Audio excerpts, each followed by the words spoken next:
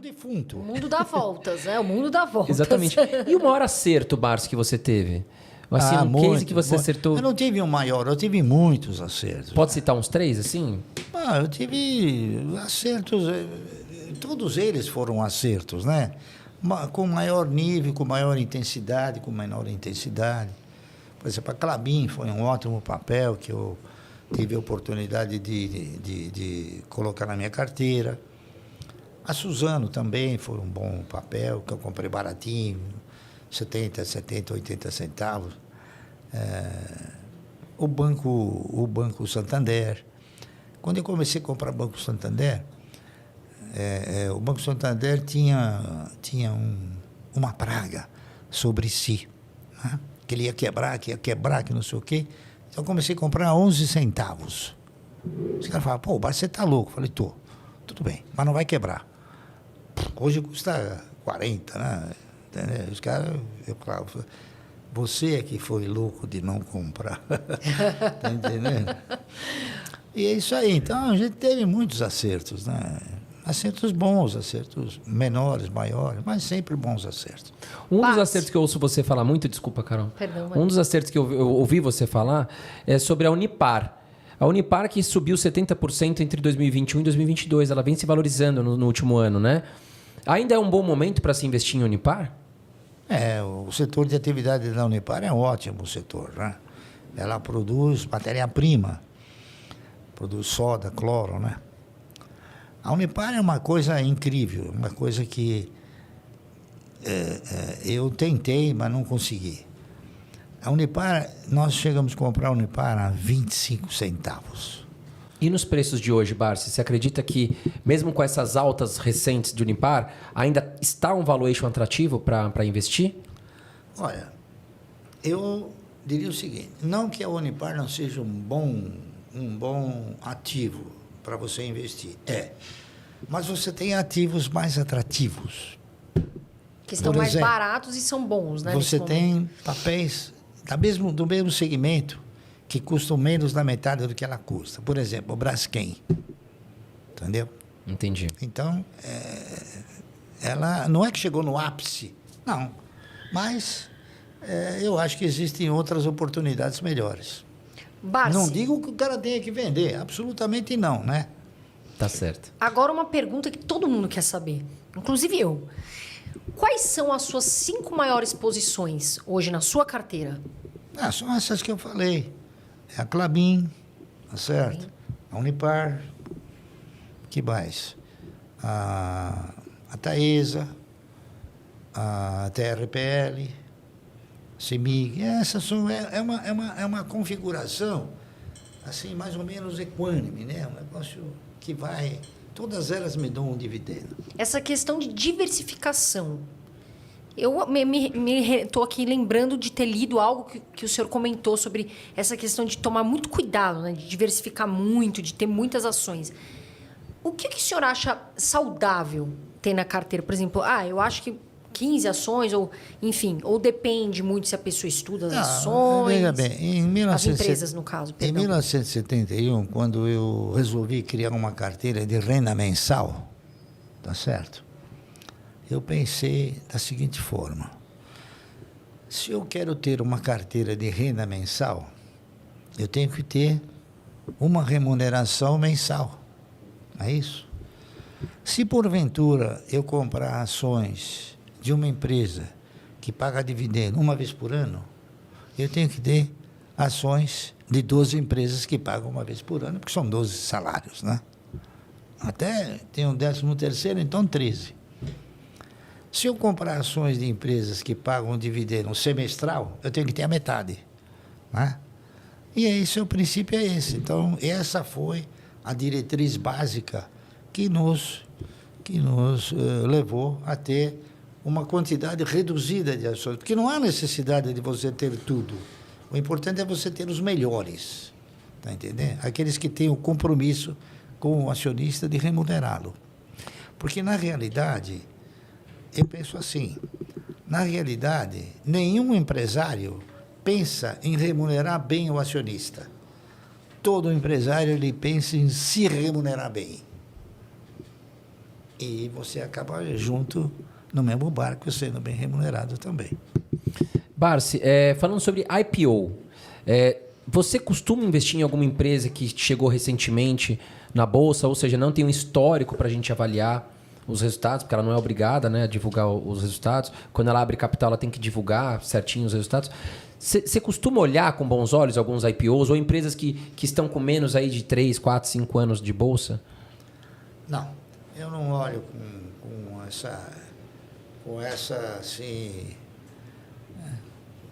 com esse positivismo, né? Porque, na realidade, grande parte daqueles que abrem o seu capital, eles não o fazem para abrir o capital. Eles querem vender a empresa. Entendeu? E o que a gente tem visto é isso. Boa parte das empresas que entraram através dos IPOs, todas elas caíram vertiginosamente. Está entendendo? E outra, você não tem histórico das empresas. Então, é muito difícil comprar alguma coisa em termos de IPO. Porque a maioria também que entrou são de setores que não são setores assim muito recomendáveis, né? Tá certo? Essa que é a verdade. Barsi. Então você tem o histórico daquelas que são boas e deve prosseguir. Barsi, todo investidor, eu sempre falei para o André assim, que eu gostaria muito de conhecê-lo. Eu sempre falo nos meus vídeos brincando, né? Conheci a Lu, acho que foi uma situação que tinha que acontecer. Eu sempre falava, a gente um dia vai entrevistar ele e vai dar certo, e deu. E todo investidor quer ouvir 3 lições ou lições de casa importantes do seu legado, que você vai deixar para o investidor, né? Para os investidores de bolsa de valores, enfim, investidores. Quais são as principais lições que você poderia falar para os nossos telespectadores que estão aqui? Bom, as lições que seriam um exemplo, são um exemplo simples, tá? Tá entendendo? É você comprar aquilo que tem perspectiva de resultado. Tá entendendo? Não comprar fantasia e não comprar aquilo que não seja o óbvio. O brasileiro, ele adora a fantasia e ele sempre desprezou o óbvio. Por isso que ele não ganha. Porque ele escuta, por exemplo, centenas de casas de análise da palpite. Se você for pegar 95% desses palpiteiros, eles não têm ações. Eles não têm carteira de ações e dá palpite sobre ações, entendeu? Eu não. Eu tenho uma carteira de ações e eu dou a recomendação baseado no quê? Baseado numa cultura, baseado em experiências e baseado numa postura também, né? De investidor. Eu estava até vendo, né? Hoje uma notícia, uma entrevista falando muito de semelhanças suas com Warren Buffett, né? E muitas coisas que vocês falam parecidos nessa questão de investir em longo prazo, de ter cuidado, porque a gente vê muito investidor que está na bolsa, né, André? Que vai fazendo day trade e, de repente, isso perde muito dinheiro. E isso gera muitos problemas, né, Barsi? Depressão, enfim, até problemas sérios. Seríssimos, né? E a gente vê que você é um investidor, praticamente aí o Warren Buffett brasileiro, que investe a longo prazo, né, com paciência, estudo, que falta muito hoje, né, Barsi? Assim, falta... Olha, o Warren Buffett e eu, nós temos princípios distintos, tá entendendo? O Warren Buffett, ele tem fundos. Então, o que ele faz? Ele gerencia os seus fundos no sentido de valorizá-los. Eu não compro fundo, não quero ter fundo. Por quê? Porque eu quero o dividendo. Ele valoriza, mas não paga o dividendo. Entendeu? Eu acho que o dividendo é uma coisa que contempla a CB. Sabe o que é a CB? Não, a conta bancária. E que todo mundo quer ter. Que todo mundo precisa, continha, né? O Warren Buffett, ele tem uma postura, a postura dele é uma postura excelente, claro. Mas ele valoriza a cota, vai valorizando a cota, tá entendendo? E eu não valorizo a cota, eu pego o dividendo, tá entendendo? E vai colocando no bolso, o tubarão vai pegando e vai colocando no tem bolso. Uma coisa, aí você vai, na medida que os acontecimentos proporcionam oportunidades, aí você compra mais. Está entendendo? Se o momento do mercado está ruim ou que os papéis não compram, então você segura. Você segura, tá entendendo? Até chegar na hora de você falar, não, bum, agora eu vou. Aí o tubarão, pum. Abre a O boca. jacaré. O jacaré, perdão. tubarão. Eu confundi tubarão com jacaré. O jacaré vai lá e tum. Você sabe por que eu brinco com o negócio do Tubarão, jacaré? desculpa. Porque, é claro, agora você vai saber. Você sabe quem é o caçador de passarinhos mais competente do mundo? Quem? É o jacaré. O jacaré. Porque ele fica com a boca aberta, esperando o passarinho, vão comer a comidinha no dente dele, pô, fechou, competência total. Competência, E eficiência total. Eu faço isso com o recurso. O dinheiro fica lá. Aí, foi ruim, começou a cair. Ótimo, agora eu vou comprar. Porque eu procuro comprar sempre quando o preço é muito mais sugestivo, não é isso? Legal, Barça. E antes da gente... Bom, eu queria fazer minha última pergunta antes do Momento Toro, um ping-pong que a gente vai te explicar o que é. Você investe só em ações de dividendos ou você também procura ali um percentual da sua carteira para ações de crescimento? Não, todas as ações que eu invisto, elas têm o quê? Elas têm a perspectiva de receita proveniente de duas origens: dividendo e alavancagem, valorização.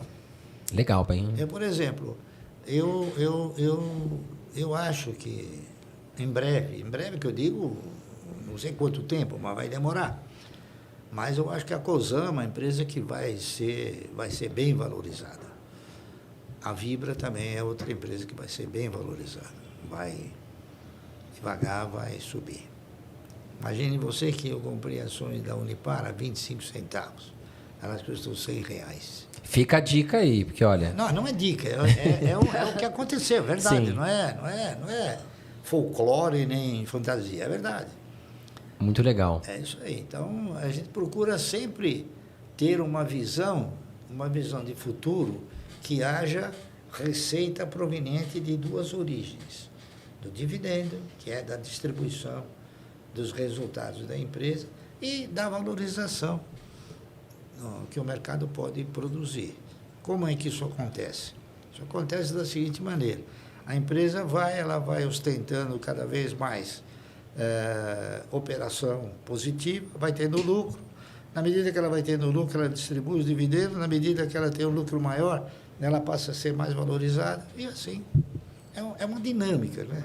É uma dinâmica constante. Legal, Barsi. Você vai ter que falar um nome ou outro. Não tem como fugir da raia. Tá bom. Né? A Luísa já participou com a gente, ela sabe que a gente pega a Luísa e não foge. Vamos lá, assunto ações. Qual o melhor, Banco do Brasil ou Bradesco? Sem dúvida nenhuma, o Banco do Brasil. Itaú ou Itaúsa? Nenhum dos dois. Eletrobras ou Transmissão Paulista? Transmissão Paulista. Porto Seguro ou BB Seguridade? Porto Seguro. CEMIG ou ENGIE? CEMIG.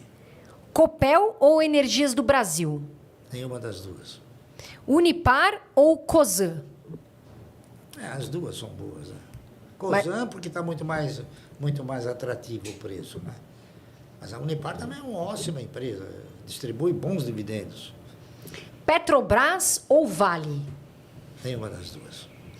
Barsi, queria muito te agradecer. A gente tem uma admiração enorme por você. Não tenho o que falar, você hoje é o rei da bolsa.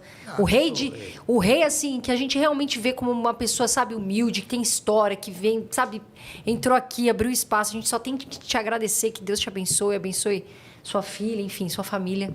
Queria muito agradecer de você participar com a gente aqui hoje. Foi um prazer tentar, de alguma forma, contribuir para que o cidadão enxergasse o investimento em ações como um investimento pródigo, né? Capaz de lhe gerar uma renda bastante satisfatória, né? Desde que ele o faça com o caráter de investir, não o caráter de especular ou então de utilizar derivativos, né? Que são perigosíssimos, tá certo? O melhor negócio do mundo é você ter um bom negócio, certo? E se você tiver um bom negócio, você vai ser sempre amparado por ele. Tá entendendo? Então eu tenho uma filosofia de não ser dono. Eu quero ser parceiro. Parceiro de um grande e bom negócio, do que ao invés de ser dono de um pequeno negócio.